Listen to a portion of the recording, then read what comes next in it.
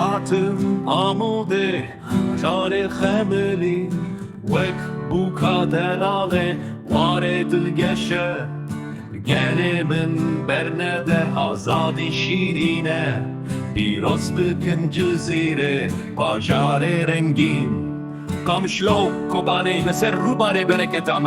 Amed qedera Gelê mêrxas û jîr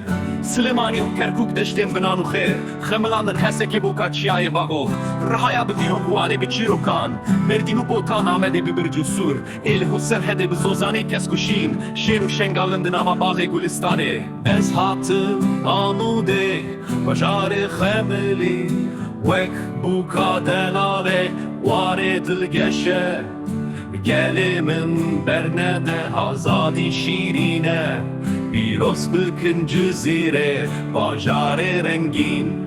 Bedlîs agirî qersvan û mûş û çolê Meletî sêwas xarbet û dersim Efrîn mereş entab û nisêvîn Camêr û mêrxasın li her çaralî welêt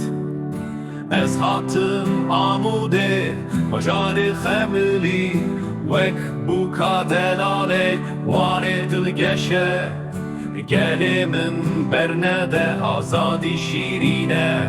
Pîroz bikin Cizîrê bajarê rengîn Di nava çiyayan de birez û kaniyên xwe Bi cîl û bergên xwe gelekî rengîn Jiyana gelê me ji hezaran sal ve Birê û rêbazên kalên me dewam dike Ez hatim Amûdê bajarê xemilî wek bûka delal warê dilgeşe Gelê min bernede azadî şîrîn Pîroz bikin Cizîrê bajarê rengîn Qamişlo Kobanê li ser rûbarê bereketa me Amed qedera Gelê mêrxas û jî Silêmanî û Kerkûk